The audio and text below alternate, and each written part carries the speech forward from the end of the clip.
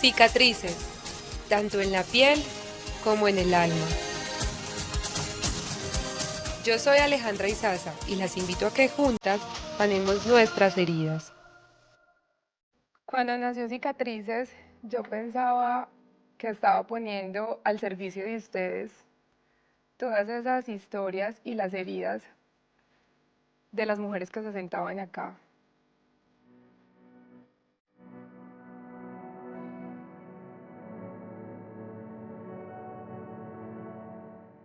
Pero en realidad la que estaba sanando era yo. Cicatrices nace de mi historia personal, de una parte de mi vida que me dolió muchísimo y que me ha costado mucho resignificar y dejar de preguntarme por qué, sino para qué. Yo me separé el 1 de enero del 2021, vivía en Bogotá, era víctima de violencia intrafamiliar, de maltrato psicológico, una violencia que es muy difícil determinar, identificar y demostrar, pero que finalmente después de varios años de vivirla logré tomar la decisión de regresar a la ciudad de Medellín con mi hija que en ese momento tenía 2 años y medio. Mi expareja estuvo de acuerdo en que regresara a la ciudad de Medellín y pues que rehiciera mi vida acá con mi hija. Llegué a tocar literalmente puertas porque había dejado de trabajar como modelo y como presentadora por casi 3 años por dedicarme a esa persona, a esa familia, a ese hogar que yo tenía el sueño de construir. A los 20 días de estar acá en Medellín, él me dice que quiere ver la niña. Yo le pregunto a una profesional en el derecho, que ahora se convirtió en una de mis mejores amigas, porque me acompañó pues durante todo ese proceso como persona, no como abogada. Y me dice que sí, que claro, pues que ese es el deber ser. Entonces yo le digo a él que sí, que venga a Medellín para que se pueda encontrar con la niña. Él viene, me envía tiquetes de que viene con la familia, la reserva de hotel. Yo le entrego la niña un jueves a las 10 de la mañana, cuando él me ve, me abraza y me dice que vamos a volver, que esto es temporal. Y dejo la niña y salgo a hacer diligencias. A eso del mediodía yo comienzo a escribirle, pues a preguntarle cómo estaba mi hija. Yo todavía la alimentaba para esa fecha y no le entran los mensajes, pero pues yo no pensé como nada raro en ese momento. A eso de las 2 de la tarde, él me envió un mensaje diciendo pues que lo sentía mucho, pero que él ya estaba en la ciudad de Bogotá con nuestra hija, que sus abogados iban a iniciar un proceso en mi contra, que todavía no sabía cuál, y que se comunicaban el martes conmigo. Yo me hacía la fuerte, mis amigas lloraban, y yo no podía llorar porque yo tengo un trabajo que depende de mi imagen. Yo tenía fotos al otro día, yo sabía que si lloraba no iba a amanecer bien para esas fotos. Esa noche dormí como pude, no tuve comunicación con mi hija, no sabía dónde estaba, ni cómo estaba. Era la primera vez en la vida que yo me separaba de ella desde el día en que nació. Al otro día hice las fotos y me acuerdo que me daban la comida, yo no quería ni comer. Me acuerdo que hacía una foto, vomitaba. Y no veía la hora de terminar esas fotos para poder llorar y salir corriendo a buscar a mi hija. Cuando terminé de trabajar, efectivamente dije, me voy para Bogotá, voy a buscar a mi hija. Pero ya mi expareja me había notificado que se encontraban en una finca, pues para mí no iba a ser fácil llegar a ese lugar, así que me tocó esperar como todo el fin de semana. Yo no dormía, no comía, no sabía qué hacer, me sentía desesperada. El día lunes viajé a la ciudad de Bogotá, acompañada por una amiga. Me puse en contacto con la Policía de Infancia y Adolescencia y nos dirigimos al domicilio donde se encontraba mi hija. Y que de repente yo aquí no voy a contar todos los detalles por tiempo o porque no es prudente hacerlo. Y que esto no puede ser utilizado en ninguna instancia judicial. Entré obviamente al domicilio, pues el portero me dejó entrar, puse la huella, o sea, yo podía entrar porque pues finalmente era mi casa, pues todavía tenía pertenencias ahí, pues me había ido hacía 20 días atrás y pues estaba mi hija. Me acuerdo que entré corriendo, la cogí de la habitación en el piso, ella estaba jugando, salí corriendo y cuando llegué al primer piso ya estaba mi expareja con sus abogados, con conductores y personas de su oficina. Nos tuvieron retenidos en ese ascensor unas 3 horas, o sea, incluso no nos dejaban salir y pues estaba la policía, pero no nos dejaban salir del ascensor.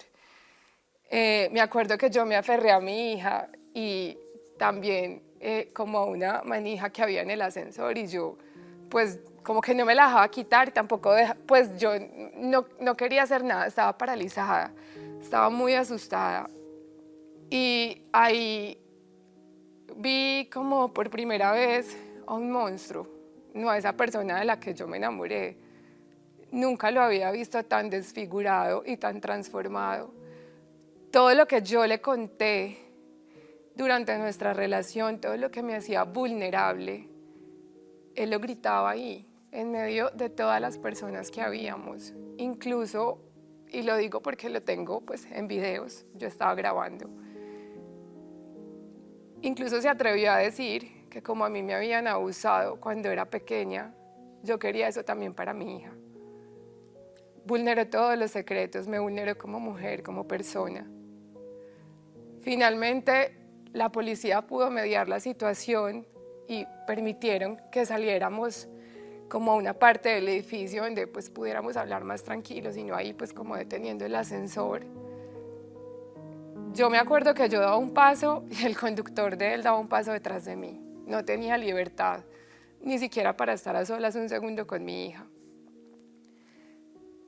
Fue una situación que se tornó demasiado difícil, donde llegaron amigas de Bogotá, nadie podía entrar ni salir del edificio por orden de él, donde no nos ofrecieron ni agua a la profesional que me acompañó como persona, como amiga, que se compadeció de mi situación y a mí. Las amigas que estaban afuera del edificio nos intentaban pasar comida y nos la decomisaban. Estuvimos en esa situación desde las primeras horas de la mañana hasta las 5:30 de la tarde que llegó el ICBF a mediar la situación. De ahí, yo me acuerdo que yo me arrodillaba, o sea, me acuerdo como esa imagen arrodillada mirando al cielo y yo le decía a Dios, no voy a salir de acá con mi hija, ¿cierto? Porque yo veía demasiados carros, demasiada gente y yo no veía cómo iba a salir de ese lugar. O sea, yo lo sentía a él como tan poderoso y yo me veía tan vulnerable que yo decía, pues no voy a regresar con mi hija a Medellín. Finalmente vamos a una comisaría, a un centro de conciliación.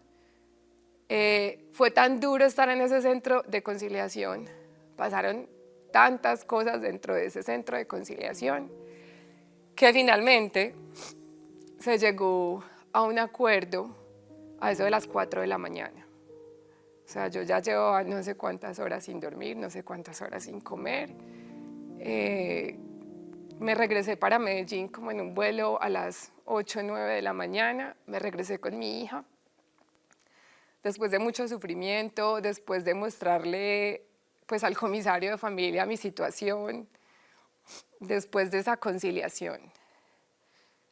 Digamos que eso me generó ataques de pánico, ansiedad. Yo ya venía con una depresión de mucho antes. Yo me acuerdo que pues él llamaba a la niña 2 veces al día y literal yo en cada llamada era una ida al baño, o sea, yo vomitaba, a mí no me pasaba la comida. En los primeros meses bajé muy rápido de peso, o sea, literal, en 3 meses ya había bajado 10 kilos. Aún así yo tenía que seguir trabajando, aún así yo me tenía que seguir levantando por mí, por mi hija, porque sostengo a mi mamá, porque yo me había venido sin nada de Bogotá, literal, pues con la maleta, la perrita y la niña. Yo tuve que construir de cero todo un hogar, todo un espacio para que mi hija estuviera bien, pero yo no estaba bien. Yo pensé que esa situación era como lo peor que había vivido, lo peor que me había pasado en la vida, pero estaba lejos de enfrentarme a la verdadera herida, a la verdadera situación que me iba a probar como mujer, como mamá y como persona. Me acuerdo que él tenía las visitas de la niña ese fin de semana, ya para ese entonces era un fin de semana ella acá, un fin de semana ella en Bogotá. Yo se la entregué y me fui para un viaje de trabajo a México. Ya habían pasado, creo que eso ya era abril. Cuando estaba en México haciendo unas fotos, también un trabajo, él me escribe y me dice, le notifico que me dieron la custodia de la niña.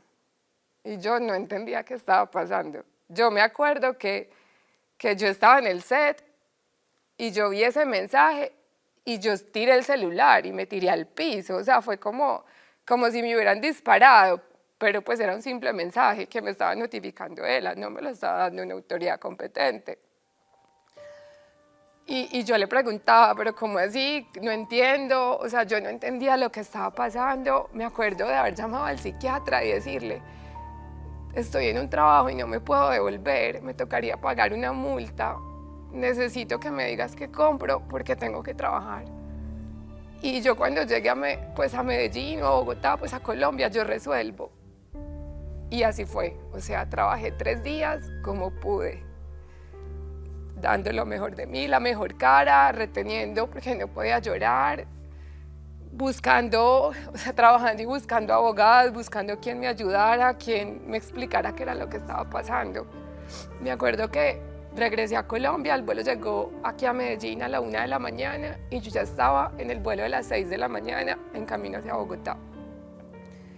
Con 2 abogadas, literalmente tocando la puerta de comisaría en comisaría, preguntando si había una notificación para mí.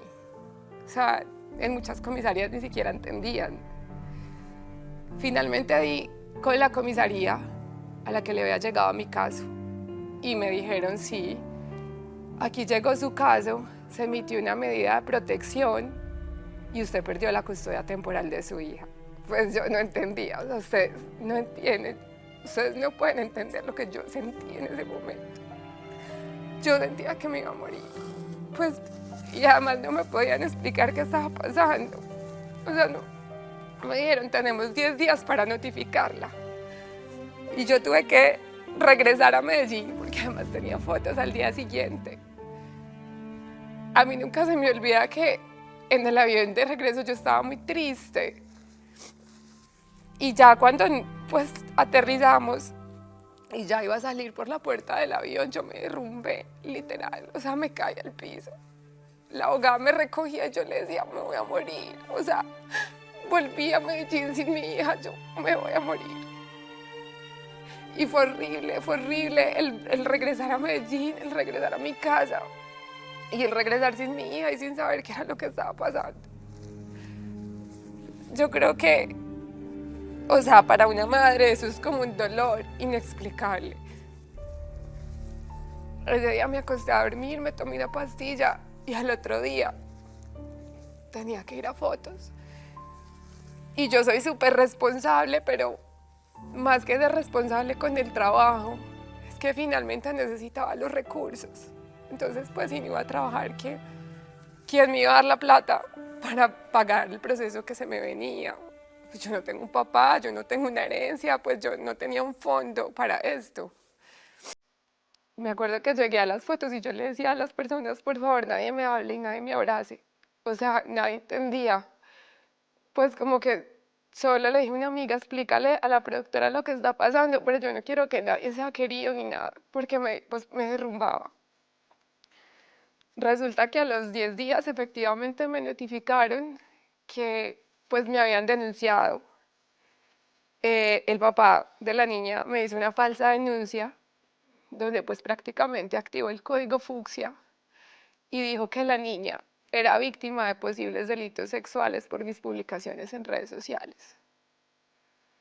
Me hicieron pues bajar todas las fotos que tuviera con mi hija, fotos que correspondían a la relación entre una mamá y una niña, o sea, fotos en la playa, en la piscina, en un paseo.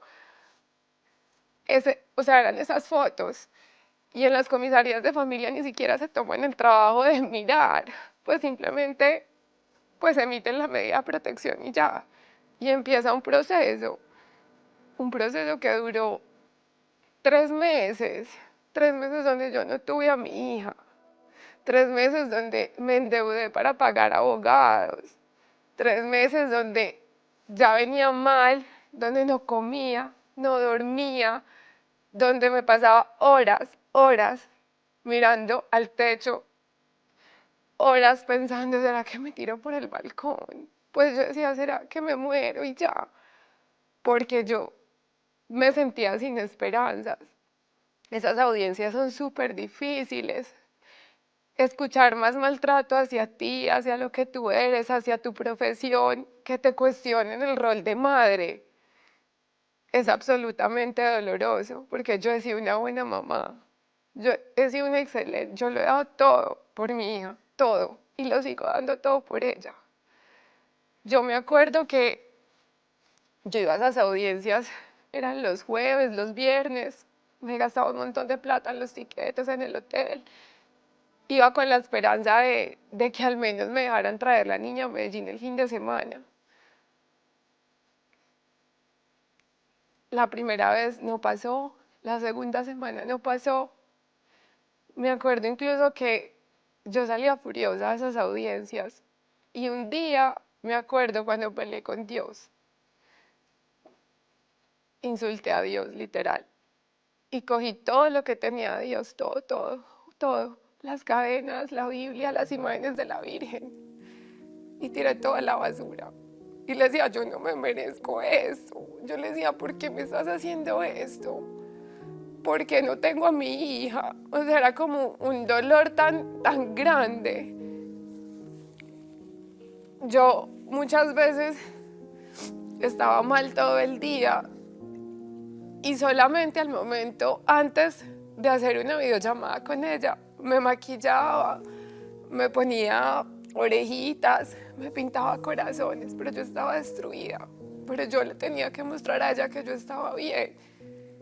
Y yo creo que ella ni siquiera entendía ya por qué no podía ver a su mamá de verdad, en persona, sino a través de una videollamada. Finalmente, esta es una parte de la historia que me tocó vivir. Una batalla que vencí, porque logré demostrar en la comisaría que había sido una falsa denuncia. Y me regresaron los cuidados de mi hija y ella regresó a Medellín.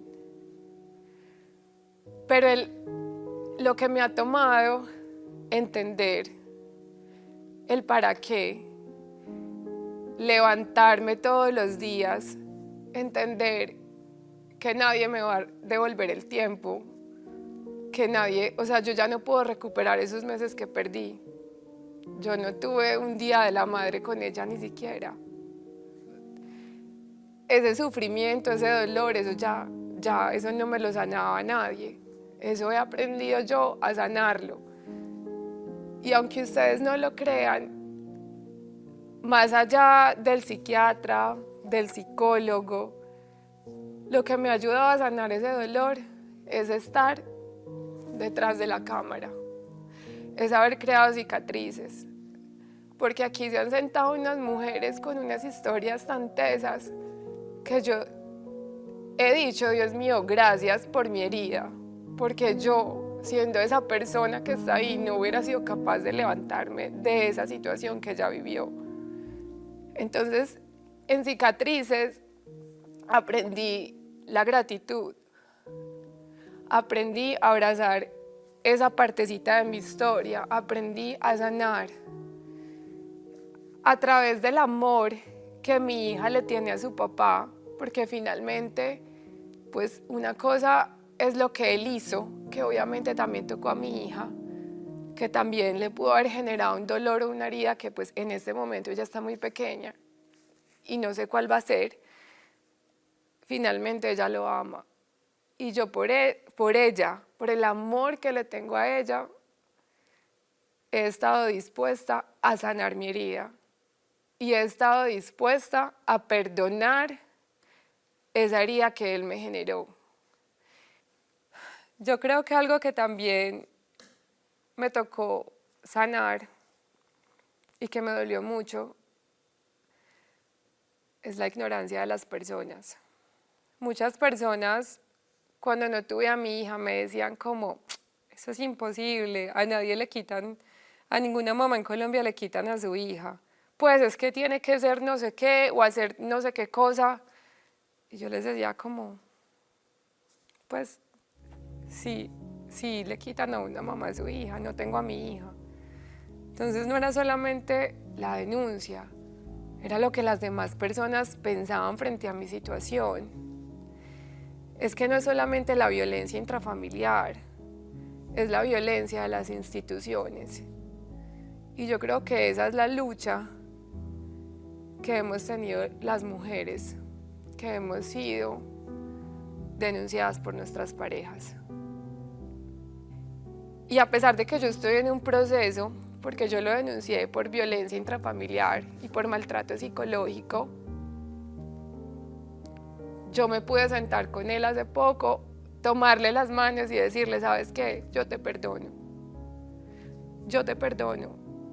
Y yo entiendo que actuaste desde lo que hay en tu corazón y ese ya no es mi problema, eso ya no es mi asunto, ese ya es tuyo. Y no importa la situación en la que yo me encuentre, porque me ha costado mucho levantarme, me ha costado mucho reconstruirme, porque lo que yo he vivido, que no es un solo proceso, han sido muchos, me causó un perjuicio físico, laboral, moral, espiritual, mental y económico grandísimo. Pero igual, yo me siento detrás de la cámara y me siento agradecida. Y por eso hoy quería compartirles un pedacito de esta historia, porque les prometo que no la cuento desde el dolor. No significa que no me duela recordar lo que pasó. La cuento desde el amor. La cuento para que cada una de ustedes que me está viendo y que ve las historias de cicatrices, sepan que todo pasa, que van a ser capaces, que todos tenemos una herida y que tenemos que ser responsables de sanar. No importa si nos la genera un tercero, no importa si la generamos nosotras mismas, es nuestra responsabilidad sanar. Y que el perdón es el regalo más grande que usted se puede dar y que le puede dar a otra persona.